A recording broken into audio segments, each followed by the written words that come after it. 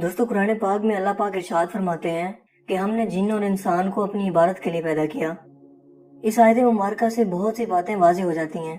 वो ये कि जिन भी इंसानों की तरह अल्लाह पाक की पैदा करदा एक मखलूक हैं, जिन्हें सिर्फ अल्लाह की इबादत के लिए पैदा किया गया है, और ये भी कि वो इंसानों की तरह अक्ल व शऊर रखती हैं। इन्हें फैसले का इख्तियार दिया गया है कि चाहें तो किसी बात को माने या चाहें तो इनकार कर दें, मगर रोज़े क़यामत इनका भी इंसानों की तरह हिसाब होगा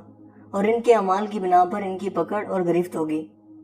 जिस तरह से इंसानों की अपनी एक दुनिया है, फरिश्तों की अपनी एक दुनिया है, बिल्कुल इसी तरह से जिन्नों की भी अपनी एक अलग दुनिया है,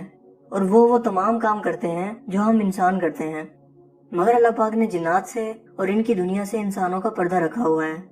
जिन्नात इंसान को अपनी आंखों से देख सकते हैं, मगर इंसान इनको अपनी आम आंख से नहीं देख सकते, बल्कि सिर्फ मखसूस हालात में इनकी मौजूदगी को महसूस कर सकते हैं, जिसका जिक्र अल्लाह पाक ने कुरान पाक में यूं फरमाया, वो और इसके कबील तुम्हें देखते हैं मगर तुम इन्हें नहीं देख सकते। दोस्तों, जिन्हों की पैदाइश से मुतल्लिक हमें हदीस से मालूम होता है कि इन्हें इंसानों से भी पहले पैदा किया गया, मगर कितना पहले इस बारे में कोई तफसीलात मौजूद नहीं है। जिस तरह इंसानों में सबसे पहले हजरत आदम को पैदा किया गया, इसी तरह सबसे पहले जिन्नात में इब्लीस को अल्लाह पाक ने पैदा फरमाया। लिहाजा इन्हें जिन्नों का बाप भी कहा जा सकता है, जबकि बाज लोगों की इसके बारे में गलत फहमी रहती है कि शायद इब्लीस भी एक फरिश्ता था जब इसे बारगाह इलाही से निकाला गया था। जिन्नात की कई इकसाम हैं। जो जिन अपनी असली शक्ल और हालत में मौजूद रहते हैं इन्हें जिन्नी कहा जाता है, जबकि जो जिन इंसानों के साथ रहते हैं इन्हें आमिर कहा जाता है, जबकि जो जिन लोगों और बच्चों को तकलीफ देते हैं इन्हें अरवाह कहा जाता है, और जो जिन बुरे और खबीस होते हैं इन्हें शैतान कहा जाता है, और ये जिन गलीज और नापाक जगहों पर रहना पसंद करते हैं, लिहाजा इन्हें खबीस भी कहा जा सकता है। दोस्तों, जिनों की एक किस्म ऐसी भी है जो शरारती होने के साथ साथ बहुत ज्यादा ताकत की मालिक होती है। ऐसे जिनों को अफरीद कहा जाता है, और ऐसे अफरीद किस्म के जिन का जिक्र हमें सुलेमान अलैहिस्सलाम के किस्से में भी मिलता है, जिसमें अफरीद जिन ने हजरत सुलेमान अलैहिस्सलाम को मलका सबा का तख्त लाने की पेशकश की थी। दोस्तों, जिन्नात अपनी सलाहियतों के एतबार से भी 3 इकसाम के होते हैं। इनमें से एक किस्म के जिन ऐसे हैं जो जमीन पर नहीं रहते बल्कि हवा में उड़ते फिरते हैं। दूसरी किस्म के जिन कुत्तों, सांप या किसी और जानवर की शक्ल में जमीन पर मौजूद रहते हैं। और तीसरी किस्म के जिन्नात ऐसे हैं जो कभी क़याम करते हैं और कभी आगे बढ़ जाते हैं, जिन्हें भूत प्रेत भी कहा जाता है, और ये एक जगह पर काबिज होकर लोगों को परेशान करते रहते हैं।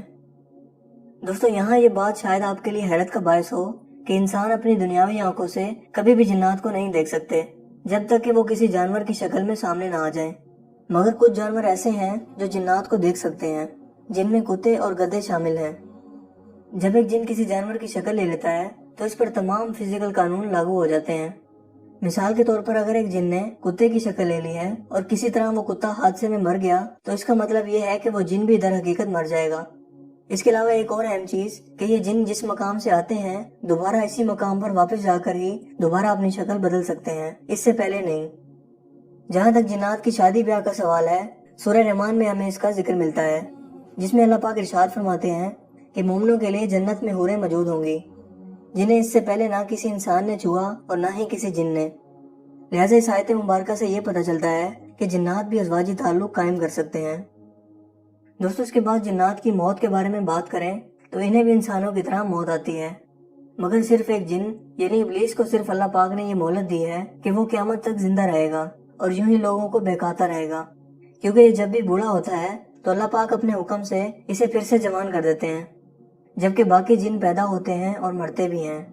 और इंसानों के मुकाबले में इनकी उम्र बहुत लंबी होती है। जिन्नात का मस्कन या रहने की जगह हमारी जमीन ही है जहां हम इंसान बसते हैं, मगर ये वीरान, गैराबाद और चटिल मैदानों में रहना पसंद करते हैं, जबकि कुछ खबीस जिन्नात जो कि गलीज जगहों पर रहना पसंद करते हैं, जैसे कि बैतुल खला, कूड़ा क्रिकेट की जगह, शराब खाने या किसी भी गुनाह करने की जगह पर ये मौजूद होते हैं। यही वजह है कि इंसान जब गुस्से की हालत में हो तो ये जिन्नात इंसान में दाखिल हो जाते हैं और इस शख्स से हर गलत काम करवाते हैं। इसके अलावा कब्रिस्तान और वीरान जगह भी ऐसे जिन्नात की पसंदीदा जगह होती हैं। यहाँ ये बात गौर करने की है कि काफिर जिन्नात और मुस्लिम जिन्नात के रहने की जगह अलग अलग होती हैं, क्योंकि मुस्लिम जिन्नात ज्यादातर पहाड़ों की ऊंचाइयों पर, जबकि काफिर जिन्नात गैर आबाद और वीरान इलाकों में मौजूद होते हैं, जिसका हवाला हमें एक हदीस से भी मिलता है, جس کے مطابق حضور اکرم صلی اللہ علیہ وسلم ایک بار چند صحابہ کے ہمراہ ایک سفر پر تشریف لے گئے۔ حضور اکرم صلی اللہ علیہ وسلم رفع حاجت کے لیے تھوڑا دور تشریف لے گئے۔ کچھ دیر بعد صحابہ کرام نے اسی جگہ سے شور و پکار کی آواز سنی۔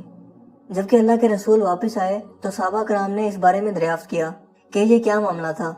حضور اکرم صلی اللہ علیہ وسلم نے فرمایا کہ مسلم اور کافر جنات میں جگہ کی بنیاد پر جھگڑا ہو رہا تھا کہ کون کہاں رہے گا، لہٰذا انہوں نے مجھے فیصلے کے لیے کہا اور میں نے ان کے مابین فیصلہ کر دیا کہ مومن جنوں کو اونچے علاقے یعنی پہاڑوں کی اونچائیوں والے حصے اور کافر جنوں کو نچلے حصے یعنی سمندری جزیرے دے دیے، اور یوں دونوں فریق میرے فیصلے پر راضی ہو گئے۔ دوستو، شیاطین جنات بہت ہی بدصورت شکل کے ہوتے ہیں، جن کا ذکر ہمیں قرآن پاک میں بھی ملتا ہے۔ اللہ پاک ارشاد فرماتے ہیں کہ وہ ایک درخت ہے جو جہنم کی تہہ میں نکلتا ہے، اس پر لگنے والے پھل کی شکل شیطانوں کے سر جیسی ہے۔ دوستو، جنات کو اللہ تعالیٰ نے بے پناہ طاقتوں اور خوبیوں سے نواز رکھا ہے اور ان کی رسائی پہلے آسمان تک ہے، وہ وہاں اڑ کر جا سکتے ہیں، مگر صرف ایک زمانہ حضور اکرم صلی اللہ علیہ وسلم کے دور میں وہی نازل ہونے کا تھا جب جنات پر آسمانی راستے بند کر دیے گئے تھے۔ اس کے علاوہ جنات بڑی بڑی تعمیرات بھی کرتے ہیں، جن کا ذکر ہمیں سلیمان علیہ السلام کے دور میں ملتا ہے، جب جنات کو اللہ تعالیٰ نے حضرت سلیمان علیہ السلام کے تابع کر دیا تھا اور وہ بڑی بڑی عمارات، دیگیں اور حوض وغیرہ بنایا کرتے تھے۔ دوستو، شیطانوں کی ایک خصوصیت جو احادیث سے معلوم ہوتی ہے وہ یہ ہے کہ جنات انسانی جسم میں خون کی طرح دوڑ سکتے ہیں، جس کا مطلب یہ ہے کہ اگر آپ دل میں کوئی بات سوچتے ہیں تو وہ بات جنات معلوم کر سکتے ہیں۔ آج کل ہمارے ہاں اسی طرح کے جعلی عاملین اور روحانی علاج کرنے والے لوگ جگہ جگہ موجود ہیں، جو اگر آپ کے دل کی بات بتا دیں تو آپ بے اختیار کہہ اٹھتے ہیں کہ یہ بابا بہت ہی سچے ہیں اور پہنچے ہوئے ہیں، جبکہ در حقیقت یہ سب کچھ ان شیاطین جنات کی بدولت ہوتا ہے، جبکہ ایسا کرنا کفر ہے اور اس طرح کا کام کرنے والے لوگ خود بھی شیاطین سے کم نہیں ہیں۔ دوستو، یہاں یہ بات واضح کرتا چلوں کہ جنوں کو غیب کا بھی علم نہیں ہوتا اور وہ صرف وہی کچھ بیان کر سکتے ہیں جو آپ سوچ رہے ہوں، اس سے پہلے آپ کے دماغ میں کیا چل رہا تھا وہ نہیں جانتے۔ جہاں جنات کو اللہ پاک کی طرف سے بے شمار صلاحیتیں عطا کی گئی ہیں، وہیں ان کی بے شمار کمزوریاں بھی ہیں۔ مثلا شیطان اللہ کے نیک بندوں کو نہیں بہکا سکتے، حتیٰ کہ اللہ کے کچھ نیک بندوں سے شیطان باقاعدہ ڈر کر بھاگ جاتے ہیں، جیسے کہ اللہ کے نبی حضرت عمر رضی اللہ تعالیٰ عنہ کے بارے میں بیان کیا کرتے تھے کہ شیطان ان کو دیکھ کر اپنا راستہ بدل لیتا ہے۔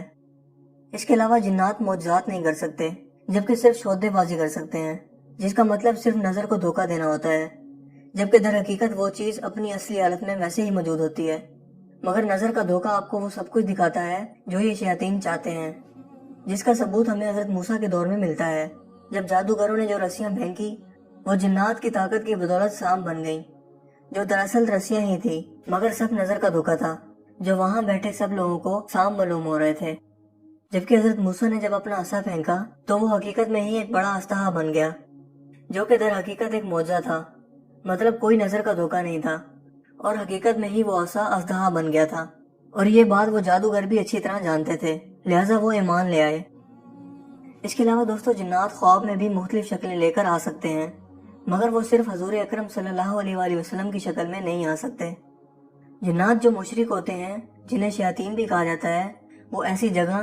کھانے یا کسی مقام پر داخل نہیں ہو سکتے جن پر بسم اللہ پڑھی گئی ہو۔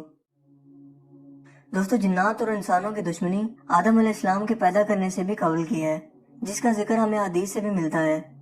کہ جب اللہ پاک نے حضرت آدم کا پتلا بنایا تو کچھ عرصے کے لیے اسے چھوڑ دیا، لہٰذا ابلیس جب اس کے سامنے سے گزرتا تو اس پتلے کو ٹھوکر لگا کر دیکھا کرتا تھا کہ یہ پتلا اندر سے کھوکھلا ہے،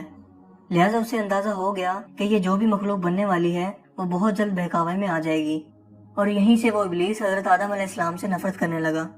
یہی وجہ تھی کہ اس نے حضرت آدم کو سجدہ کرنے سے بھی منع کر دیا اور کہا کہ یہ صرف مٹی کا پتلا ہے، جبکہ میں اس سے بہتر ہوں،